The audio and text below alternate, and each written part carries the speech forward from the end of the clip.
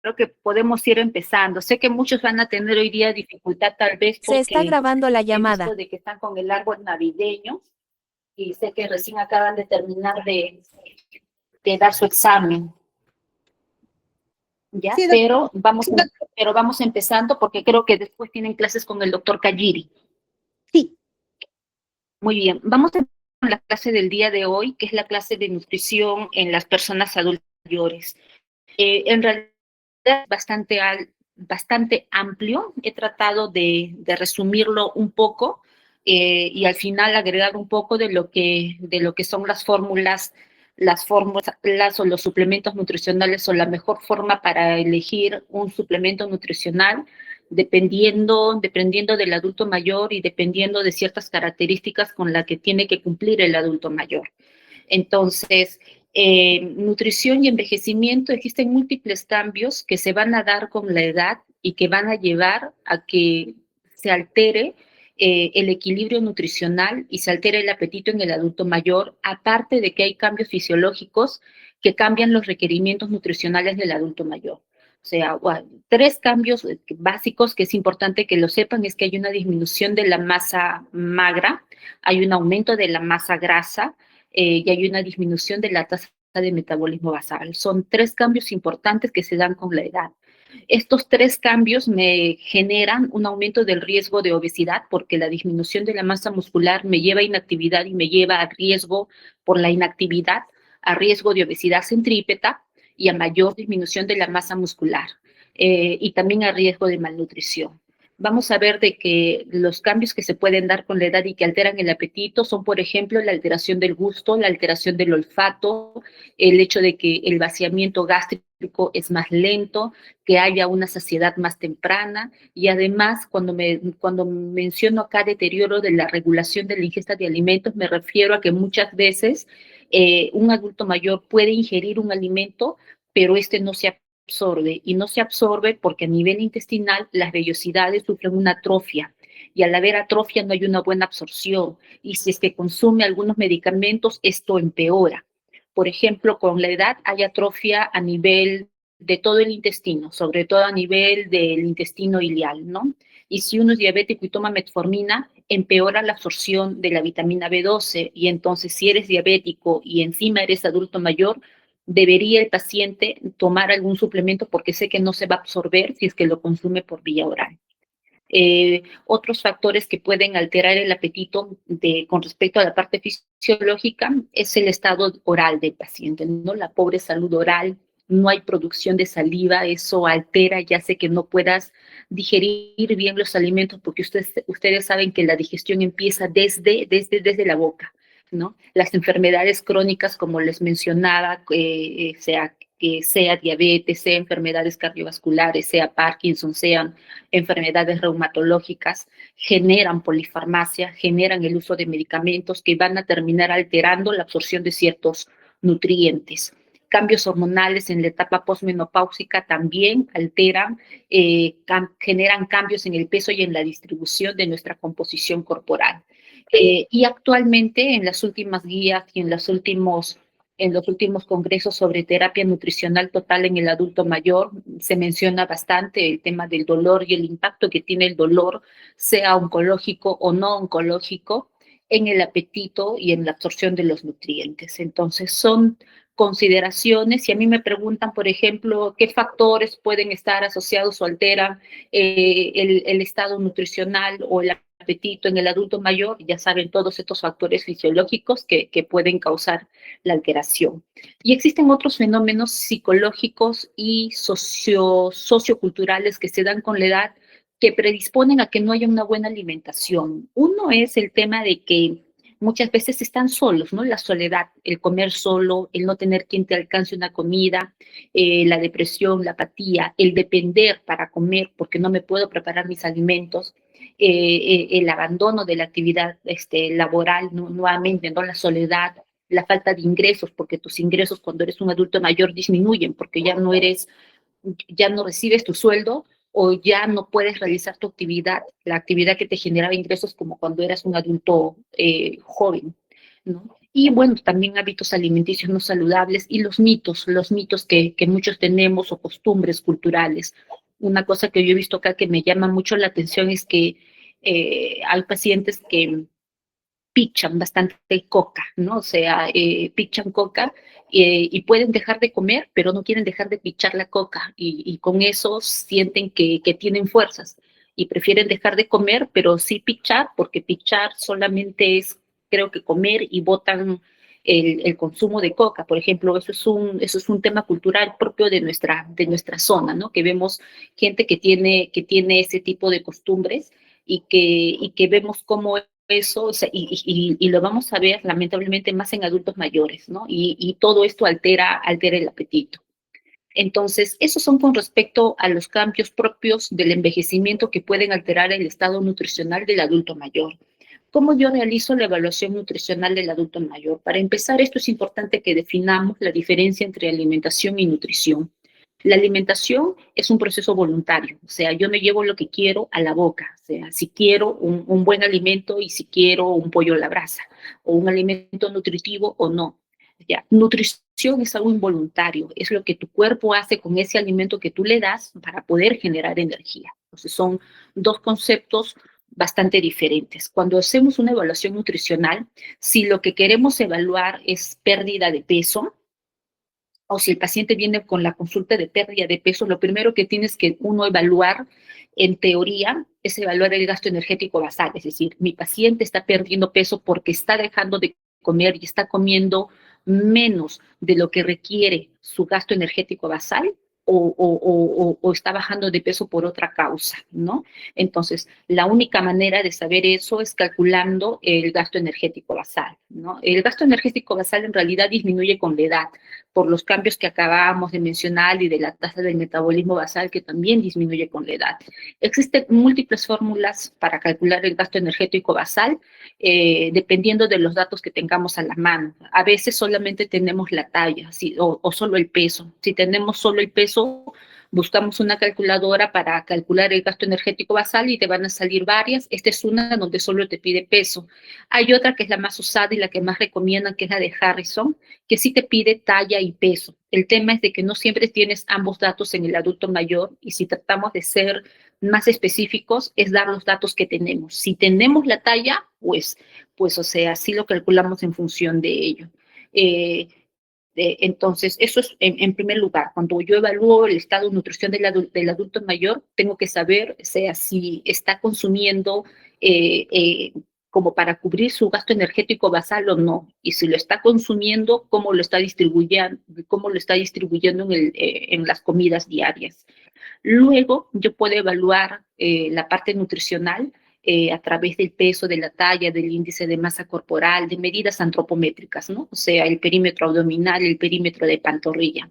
El gran problema es de que estas medidas actualmente, de acuerdo a la guía de obesidad o a la guía de evaluación nutricional actuales, las del 2025, mencionan que estas en realidad están desfasadas y son las menos específicas y tienen razón, ¿no? Actualmente ya no se trata de evaluar el peso, sino de la composición corporal, o sea, no de si tienes 55 kilos o si tu índice de masa corporal es de 24, sino ver de ese peso qué porcentaje es masa magra y qué porcentaje es masa grasa. Entonces, ahí en ese sentido, sí recomiendan más la bioimpedancia para lo que es la evaluación nutricional. Eh, pero, o sea, sí tenemos a la mano cuando vayamos al serum, o sea, uno tiene lo que es el peso, la talla, el índice de masa corporal, pero como les digo, son parámetros que actualmente se sabe que son los menos específicos. Ahora, sí es importante y sí el peso me sirve como referente, por lo menos para poder tener en cuenta si el paciente presenta una pérdida significativa de peso, que hablamos de más del 5% en un mes, del 10% en 6 meses, hablamos de una pérdida significativa de peso. Para ello sí me va a ayudar por lo menos el peso, ¿no? No para decir cómo es su estado nutricional, sino para decir si hay una pérdida de peso significativa, o sea, hay un síndrome consultivo. El índice de masa corporal con la edad, incluso los valores para considerar normal, sobrepeso y obesidad son diferentes, ¿no? O sea, consideramos normal hasta 28, de 22 a 28, sobrepeso de 28 a 32 de índice de masa corporal y obesidad cuando uno tiene un índice de masa corporal de más de 32. Pero esto no tiene una buena correlación con la grasa corporal, ni tampoco me dice cómo está su composición corporal, es la deficiencia. El perímetro abdominal. El perímetro abdominal se correlaciona muy bien con el contenido de grasa abdominal, que es la grasa metabólicamente activa. Sin embargo, algo que se critica es que los parámetros para definir obesidad abdominal con perímetro abdominal siguen siendo 88 para las mujeres de perímetro abdominal y 102 para los varones. Pero esa medición no es una medición que haya sido validada para la población peruana. ¿Ya? O sea, esa es una medición, o sea, que por talla se da a asiáticos y por ende a latinoamericanos, porque por talla a los chinos nos parecemos bastante, pero lo que no consideran es que los chinos son más flacos que nosotros, ¿no? La gente asiática es más delgada que la gente latinoamericana. En Perú, por ejemplo, podemos tener una talla similar, pero somos más obesos. Nuestra dieta es diferente. Tenemos dietas completamente diferentes, pero a nivel mundial, lo que se decidió fue estandarizar. O sea, el concepto de obesidad abdominal sigue siendo para asiáticos y latinoamericanos con un valor de más de 88 para mujeres y más de 102 para varones. Con respecto al perímetro de la pantorrilla, me sirve bastante para ver masa muscular. En general, para el adulto mayor, no para el adulto joven, para el adulto mayor consideramos aceptable un perímetro de pantorrilla de más de 31 centímetros. Ahora, con respecto a los otros parámetros analíticos que yo puedo pedir, cuando yo quiero evaluar el aspecto nutricional o pedir exámenes que me den una idea de la parte nutricional, pues puedo pedir albúmina, puedo pedir transferrina, ferritina, colesterol total y linfocitos. Los más importantes y los que tenemos a las manos son la albúmina, linfocitos, y colesterol total, que como pueden ver ahí un colesterol de menos de 100 también me habla de desnutrición severa. Una albúmina menos de 2.1 me habla de desnutrición severa. La transferrina y la ferritina no son marcadores que utilicemos mucho acá, o por lo menos en pacientes hospitalizados, porque también se va a ver elevado en cuadros agudos, es decir, en casi la mayoría de los pacientes hospitalizados. Unos linfocitos de menos de 800 también me hablan de una desnutrición severa. Entonces, son parámetros que uno puede considerar, solicitar cuando realizo una evaluación nutricional. Ahora, otra forma de evaluar la parte nutricional en el adulto mayor, sobre todo de screening, es a través de escalas. En lo que es escalas, tenemos nosotros el Mini Nutritional Assessment, que es esta, que consta de 6, de determinadas preguntas, como pueden ver ahí, que son preguntas sobre todo si es que el paciente ha perdido apetito, en cuánto tiempo, si hay una pérdida reciente de peso que tiene que ver con la movilidad, si tiene una enfermedad aguda en los últimos 3 meses, problemas neuropsicológicos como demencia o depresión, porque si hay demencia, pueda de que no ingiere en forma adecuada los alimentos. Hay pacientes con demencias severas que pueden estar jugando con la comida más de 2 horas, por eso lo consideran como un indicador de que pueda no estar dándose una adecuada nutrición. Entonces, esto, sumando los puntajes, me puede decir si el paciente se encuentra con un estado nutricional normal, si el puntaje es de más de 12, o un riesgo de malnutrición, si el puntaje es de 8 a 11, o en malnutrición, si el puntaje es por debajo de 7, como les digo, es de tamizaje. Existen múltiples escalas de tamizaje. Esta es otra que se utiliza para el adulto mayor de la comunidad también, y a través de determinadas preguntas yo puedo establecer si tiene un riesgo nutricional moderado o si tiene un riesgo nutricional alto. Entonces, fíjense ustedes que el riesgo nutricional moderado me dice si es que la persona presenta un puntaje de 3 a 5. Y miren ustedes de que comer menos de 2 comidas al día, ya me da un puntaje de 3. O sea, solo haciendo esa pregunta, o sea, yo ya podría tener una idea de cuál es el estado nutricional de la persona adulta mayor como screening. Ahora vamos a ver un poco de lo que son el requerimiento nutricional en el adulto mayor.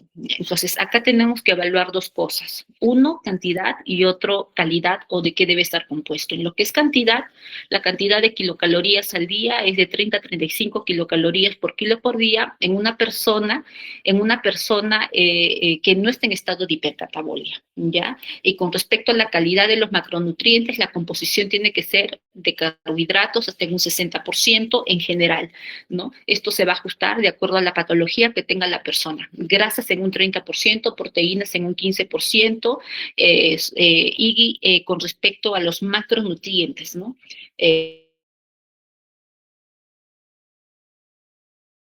Nutrientes no energéticos, que vamos a ver ya la diferencia más adelante. Con respecto a los hidratos de carbono, sí saber de que cada gramo de hidrato de carbono me da 4 kilocalorías, pero sobre todo tenemos que acá considerar de que no se puede satanizar a los carbohidratos, ¿no? Que los carbohidratos malos, que los que me aumentan el índice glucémico, son los simples, los refinados, los azúcares, y que son los que no debería de consumir o no más del 10 al 12% del aporte energético. Y los complejos, ellos no tienen un índice glicémico alto, ¿no? Entonces ellos deberían componer la mayor cantidad del aporte energético en lo que respecta a los carbohidratos. Con respecto a las grasas, lo mismo, ¿no? Cada gramo de grasa me aporta 9 kilocalorías. Ahora, existen diferentes tipos de grasa, no toda grasa es mala. Las saturadas, las de origen animal y vegetal, si son saturadas, deben constituir el menor porcentaje del aporte de grasas del total de grasas. Pero tenemos también nosotros las monoinsaturadas y tenemos las poliinsaturadas. Dentro de las monoinsaturadas están el aceite de oliva, ¿no? Los frutos secos, y dentro de las poliinsaturadas está el aceite de soya, el aceite de girasol. Es importante que tengamos en cuenta aquí, con respecto a los ácidos grasos poliinsaturados, dentro de este grupo se encuentra el omega 6 y el omega 3, y dentro de los ácidos grasos monoinsaturados se encuentra el omega 9. Dentro de los ácidos grasos poliinsaturados, donde encontramos al omega 3 y al omega 6, es importante que tengamos en cuenta de que ambos tienen funciones completamente diferentes.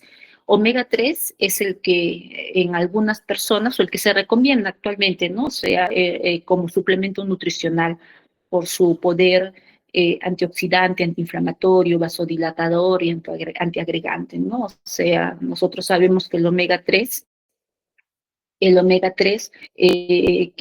contiene, ¿no? Sea el ácido alfa-linolénico, el ácido eicosapentanoico, en realidad el EPA y el DHA. Es importante que cuando lo demos esto, porque esto es otro tema amplio, amplio en realidad para hablar de los requerimientos de esto, ¿no? O sea, cuando a veces uno toma un omega 3 por tomar, o sea, en realidad si quieres tomar, tienes que tomarlo bien, y si tomas, tienes que asegurarte de que sea omega 3 puro, y omega 3 que contenga una suma del EPA y del DHA por encima de 1000 miligramos.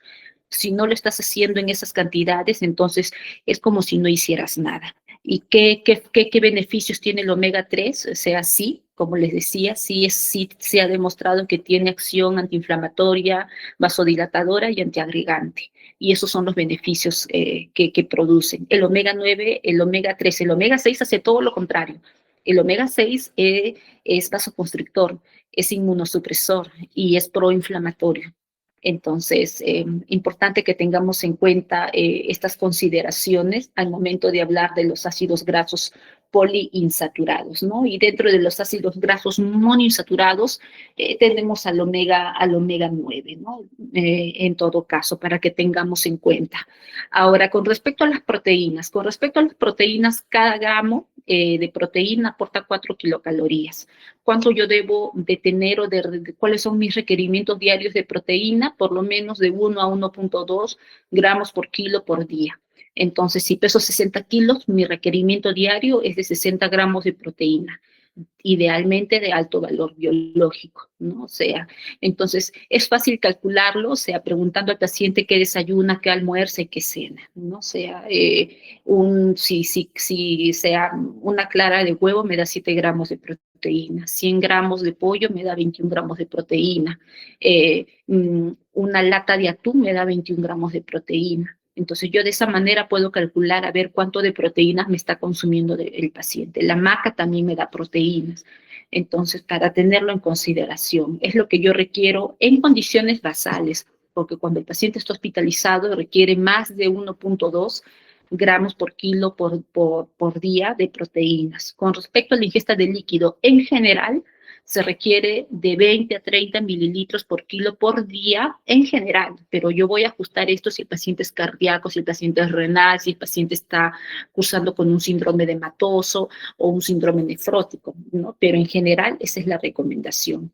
Con respecto a los micronutrientes no energéticos, muchas veces la pregunta cuando estén en el serums es, doctor, ¿me puede indicar usted una vitamina endovenosa, un suero con vitaminas, porque eso me va a recuperar? No, o sea, en realidad la vitamina, o sea, es un micronutriente no energético, o sea, no te va a ayudar en nada a recuperar energía, porque es un micronutriente, o sea, va a ayudar en algunos procesos del metabolismo, ¿no? Pero, o sea, pero no genera energía, no suple para nada los carbohidratos, no suple a una proteína, no suple a los lípidos. O sea, los macronutrientes sí me van a dar energía, los micronutrientes no me van a dar energía. Entonces, es importante determinarlo, pero sí, o sea, sí se tiene que dar en algunos casos cuando yo crea que hay deficiencia. ¿Cuántos son los requerimientos? Ahí podemos ver en personas de más de 70 años, en varones y mujeres. Las más importantes, la vitamina D. La vitamina D, ahí está en microgramos. Normalmente la damos en lo que son, también en unidades, ¿no? Y en unidades el requerimiento es de 800 unidades. Con respecto a la tiamina, miren, ahí mencionan de 1,1 a 1,2 miligramos al día. Es lo que uno requiere. Con respecto al calcio, ¿no? 1,200 miligramos es lo que uno requiere como suplemento. Como tratamiento de osteoporosis, el manejo es diferente y es darle un poquito más, ¿no? Entonces, son los requerimientos de algunos micronutrientes, pero no son energéticos. Con respecto a las vitaminas, ¿qué podemos decir también? Las vitaminas pueden ser vitales, pero porque muchas veces no las puedo sintetizar en cantidad suficiente, pero no es que sean indispensables. O sea, y va a depender del contexto. Por ejemplo, ustedes saben que en los países nórdicos, como ahora que creo que ya empezó, ¿no? Ya empezó la noche larga el 27 de noviembre, en donde no hay sol, ¿no? O sea, hasta enero o febrero, si no me equivoco. Entonces, como no hay sol, ellos toman de manera preventiva vitamina D, o sea, porque no hay exposición solar, ¿no? Y entonces, y es importante. Entonces, va a depender, o sea, porque hay contextos en donde no voy a sintetizar o hay enfermedades que van a hacer que no la sintetice y voy a tener que tomarla.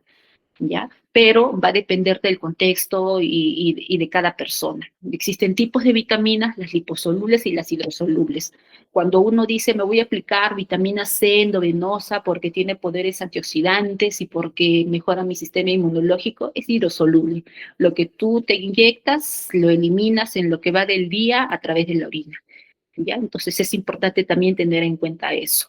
Las liposolubles me ayudan para saber en qué momento del día lo puedo comer. Lo consumo más con comidas, la vitamina A, la vitamina D, la vitamina E y la vitamina K, ¿no? Y el efecto que tiene cada una, la vitamina A sobre todo para la piel, ¿no? El retinol, la tertinoína, la vitamina B actúa como un cofactor a nivel neurológico, a nivel del sistema nervioso central y periférico. La vitamina C se dice que tiene cierta actividad antioxidante, ¿no? Proformación de colágeno. La vitamina D, metabolismo de calcio, ¿no? Y del fósforo, ¿no? La vitamina E como un antioxidante, ¿no? Lo utilizan bastante. Y la vitamina K, como sabemos, en lo que es el sistema de coagulación. Con respecto a la fibra, uno debería de consumir fibra, 20 a 35 gramos de fibra, teniendo en cuenta que si le doy la fibra, ay, se me fue el nombre, o sea, que no es la linaza, es el salvado de trigo. El salvado de trigo es muy bueno, pero te puede llenar de gases. La lactulosa es muy bueno, pero te va a causar cólicos. Entonces uno tiene que prever eso al paciente, porque luego no quieren tomarlo porque dicen, no me hizo hacer deposiciones y más lo que me causó es dolor de estómago, ¿no? Y tienen razón. Pero es importante más que darle algún medicamento, suplementarlo con fibra, sobre todo en el adulto mayor, donde sabemos que el vaciamiento gástrico es lento. Vamos ahora con respecto a las características de la dieta en el adulto mayor. Debe ser fraccionada, siempre fraccionada. Se recomienda 4 a 5 tomas. ¿Ya? ¿Por qué? Porque hay una saciedad precoz en el adulto mayor y también hay un vaciamiento gástrico lento. No sé si vieron en unas diapositivas previas, mencionaban de que en el desayuno debería haber hasta el 30-35% del aporte energético total. En el almuerzo hasta un 25%, en la merienda, tanto de la mañana como de la tarde, del 5%, máximo 10%, y en la cena, 15%. Es porque recomiendan siempre fraccionar la dieta, no hablan solo en el adulto mayor de desayuno, almuerzo y cena, sino media mañana, merienda, ¿no? Media mañana y media tarde. Tenemos que ver que la dieta sea adecuada a su dentadura y que sea fácil de masticar, y tenemos que vigilar de que no esté consumiendo medicamentos que puedan alterar el estado nutricional, como anorexígenos, como algunos diuréticos, como el haloperidol, que alteran el gusto, como los AINES o como el metronidazol, que te deja un sabor tipo metal en la boca, como la claritromicina, o que no disminuyan la absorción, ¿no? Preguntar si es que está consumiendo hidróxido de aluminio, bismutol, fenitoína o algún diurético. Con respecto, vamos a pasar a lo que es malnutrición en el adulto mayor. Primero se hablar de cuando estamos frente a una pérdida significativa de peso, ¿no? Cuando disminuyo 2% de mi peso habitual, de acuerdo a este parámetro en un mes, 5% en 3 meses, 10% en 6 meses, se considera que es una pérdida de peso significativa cuando hablamos de desnutrición. Los tipos de desórdenes nutricionales que podemos tener, uno es la malnutrición, que puede estar relacionada con una enfermedad o no relacionada a una enfermedad. Relacionada a una enfermedad tipo oncológica, que impide una adecuada, que me impide comer, o no relacionado a una enfermedad, o sea, estoy malnutrido porque consumo menos de lo que mi cuerpo requiere, de mi requerimiento metabólico diario. Luego puede ser una anormalidad asociada a un solo micronutriente. O sea, cuando yo hablo de malnutrición, estoy hablando de una malnutrición calórico-proteica, y anormalidad o desorden nutricional asociado a un solo macronutriente, me refiero, aunque es más raro, a deficiencia o exceso de un solo micronutriente, que vamos a ver más adelante, como solo deficiencia de vitamina K, solo deficiencia de vitamina C, solo deficiencia de vitamina D, como son casos especiales o contextos como les mencionaba en los lugares donde no hay una adecuada exposición solar. Y otro desorden nutricional es la sobrenutrición, es decir, el sobrepeso y la obesidad. Ahora, estas son algunas drogas que pueden disminuir el apetito, o sea, dentro de los más conocidos, no tenemos el metronidazol, algunos macrólidos, tenemos la anfotericina, tenemos el fluconazol, antifúngicos, tenemos también el baclofeno, que lo utilizan, como ustedes recordarán, para tratar la rigidez en pacientes neurológicos. La atorvastatina también, ¿no? Puede causar no solamente alteraciones musculares, sino también disminuir el apetito en algunos casos. También la soplicona también, ¿no? O sea, son medicamentos que pueden alterar el apetito.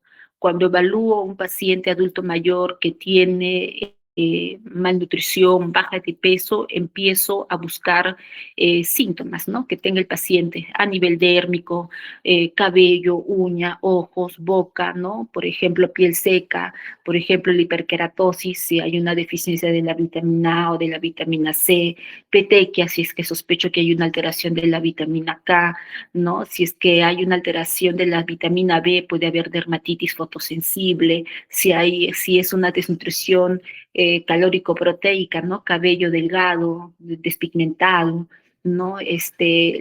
Luego a nivel ocular, ¿no? Sea la ceguera nocturna cuando hay deficiencia de la vitamina A, ¿no? Sangrado de encías también me puede indicar que tenga el paciente deficiencia de vitamina C, glositis que se asocia a deficiencias de vitaminas B, sobre todo B12, B1, B6, ¿no? Puede el paciente tener una lengua depapilada y una lengua roja, glositis, ¿no?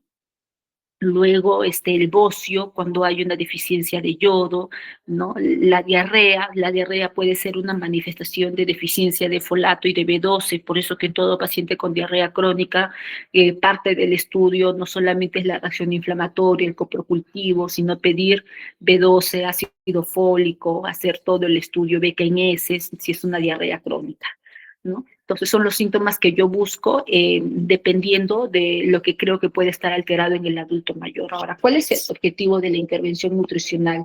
Esto lo vamos a ver más adelante porque, a ver, acá, por ejemplo, o sea, porque la pregunta sería, doctora, ¿y cuándo yo doy un suplemento nutricional? Yo doy un suplemento nutricional si mi paciente con la dieta que normalmente puede consumir no llega a alcanzar su requerimiento basal. Si no llega a alcanzar su requerimiento basal con lo que normalmente puede comer, entonces este paciente requiere un suplemento nutricional. Si a pesar de lo que come y se está haciendo un esfuerzo en optimizar la dieta y no logra y sigue bajando de peso y no logra buscando la causa también y no logra alcanzar su tasa de su requerimiento basal, entonces yo digo el paciente requiere un suplemento nutricional. Ahora, la siguiente pregunta sería, ¿el paciente tiene un tracto gastrointestinal funcional o no? Si lo tiene funcional, yo le doy las fórmulas poliméricas, ¿ya?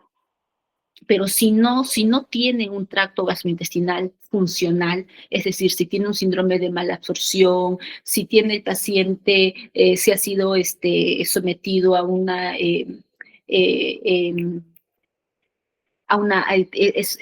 es sometido a algún tipo de colectomía, ¿no? O extracción del tracto del intestino delgado, a un Whipple, no sé, poniéndome un caso extremo, y no tiene un tracto gastrointestinal funcional, entonces yo tengo que darle una fórmula semielemental. Pero si es funcional, le doy una fórmula polimérica. Ahora, la siguiente pregunta sería, ¿necesito una fórmula especial o no? Si necesito una fórmula especial, es decir, es diabético, le daré su glucerna, ¿no? Si es un paciente renal, su nepro. Si es un paciente pulmonar, o sea, EPIT, su pulmocare. Pero si no es un paciente que requiera alguna fórmula especial, la siguiente pregunta sería, ¿es un paciente que está sometido a estrés? ¿Es un paciente que está sometido a hipercatabolia? Si la respuesta es sí, entonces es un paciente que requiere una fórmula polimérica alta en proteínas, ¿ya? Esto es para poder decidir si es que el paciente requiere o no una fórmula enteral. Ahora, les hablaba un poco acá de lo que son las fórmulas poliméricas, la semielemental, las especiales, porque existen una serie de clasificaciones de las fórmulas enterales. En realidad les he tratado de resumir acá porque es todo, existen, o sea, congresos solamente de lo que es nutrición y tardes enteras o días enteras del congreso solamente hablando de fórmulas. Entonces es bastante amplio, pero ustedes tienen que saber de que las fórmulas pueden ser completas y modulares. Las completas son aquellas como el Ensure, que me aportan todos los nutrientes esenciales, es decir, que me da carbohidratos, me da proteínas, me da un poco de grasas, me da un poco de fibra, me da un poco de calcio, de magnesio, de zinc, de B12, es decir, o sea, esas son las completas. Las modulares, las fórmulas modulares son aquellas que contienen un solo macronutriente. Tenemos, ¿no? Tenemos nosotros el Duitin Protein, que contiene solamente, son sobrecitos que contienen solamente proteína. Tenemos el Providegol, que contiene solamente proteína. Tenemos hay otro que contiene solamente carbohidratos, ¿no? O sea, entonces existen una serie de fórmulas que solamente tienen, hay algunas que solo tienen ácidos grasos, solo ácidos grasos, ¿no? Entonces existen una serie de fórmulas modulares que solo tienen un macronutriente, ¿ya? Ahora, también existe otra clasificación de las fórmulas enterales según las características proteicas, es decir, según el contenido de proteínas que tengan, ¿no? Si estas son, por ejemplo, dentro de esto nosotros lo clasificamos en fórmulas poliméricas, en fórmulas o suplementos semielementales y elementales. Las poliméricas son aquellas que te dan la proteína intacta.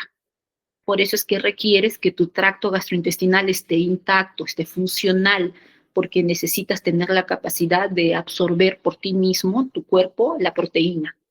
¿Ya? Entonces, las fórmulas oligoméricas tienen proteínas hidrolizadas, tripéptidos, dipéptidos, oligopéptidos, ¿no? Y se usa cuando hay alguna alteración en la absorción o en la digestión. Y existen otras que son los elementales que contienen aminoácidos cristalinos. La osmolaridad de estas fórmulas es diferente. Entonces, tengo estas opciones para dar en el adulto mayor. ¿Tenemos en Tacna? En realidad sí tenemos completas, modulares, poliméricas y oligoméricas también. Chicos, creo que esto es lo más importante con respecto a lo que es nutrición en las personas mayores. Son 9:05, hemos tardado media hora. Vamos a pasar a la otra presentación para que tengan un espacio con la exposición que viene, que creo que es del doctor Cayeri. No sé si hubiera alguna pregunta, chicos. ¿Perdón? No, no hay consultas, doctora. Ok, entonces vamos a pasar a la siguiente presentación. Esta es de procesos cardiovasculares.